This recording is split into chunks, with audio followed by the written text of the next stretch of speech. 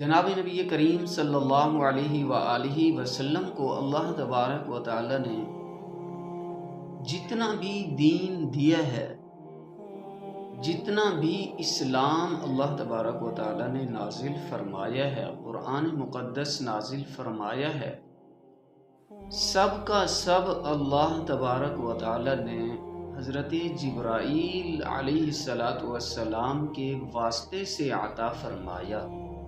کیا ہم اس نبی کے امتی کہلانے کے مستحق ہیں؟ کیا ہم اس نبی کے امتی کہلانے کے حقدار ہیں؟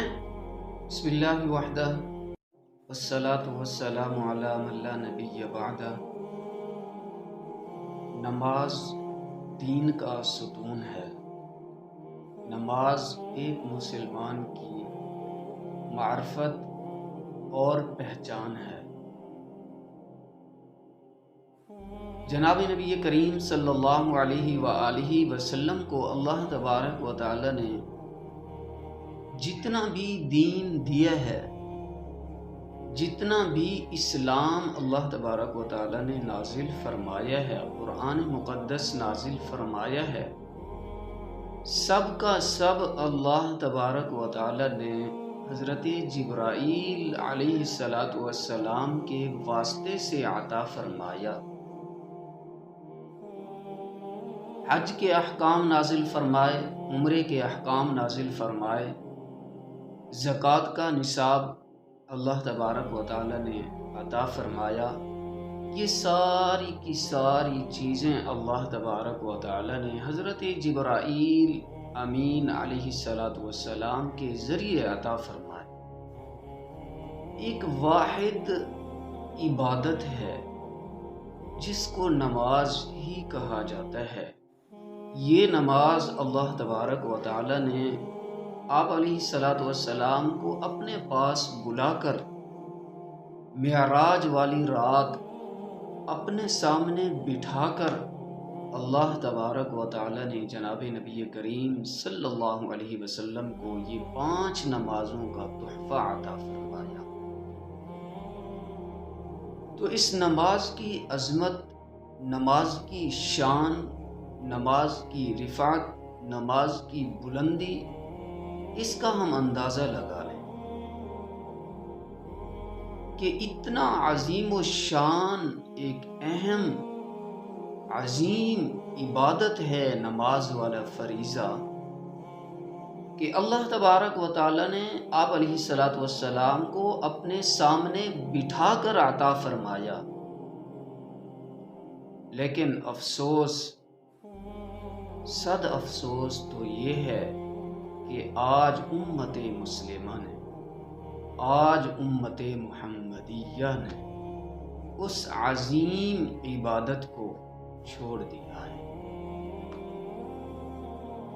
جبکہ جناب نبی کریم صلی اللہ علیہ وآلہ وسلم بار بار اپنی وفات کے وقت ارشاد فرماتے رہے، اے امت والو، اے امت والو، اے امت والو، نماز کا خیال رکھنا، نماز کا خیال رکھنا۔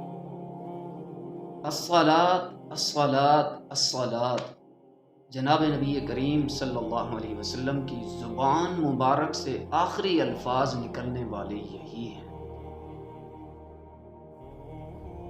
آج مجھے اور میرے مسلمان بھائی کو ہر چیز کا ٹائم مل جاتا ہے، کھانے کا ٹائم مل جاتا ہے، پینے کا ٹائم مل جاتا ہے، دکان پہ بیٹھنے کا ٹائم مل جاتا ہے، ادھر ادھر کی خبریں لینے کا ہمیں ٹائم مل جاتا ہے۔ اگر ایک مومن مسلمان کو اگر ٹائم نہیں ملتا تو نماز پڑھنے کا ٹائم نہیں ملتا۔ مسلمانوں، ہماری غیرت کہاں چلی گئی؟ وہ نبی جس کے لیے، وہ نبی جس کو انبیاء کرام حضرت آدم علیہ السلام سے لے کر جناب حضرت عیسیٰ علیہ السلام تک انبیاء بھی مانگتے رہے پکار پکار کر کہ اے اللہ ہمیں اس نبی کی امت میں سے پیدا فرما دے۔ ہمیں وہ نبی اللہ تبارک و تعالی نے بن مانگے عطا فرمایا، لیکن آج افسوس یہ ہے کہ اس نبی کا فرمان بھی ہم یاد نہ رکھ سکے۔ آج ایک باپ جب اس دنیا سے رخصت ہو رہا ہو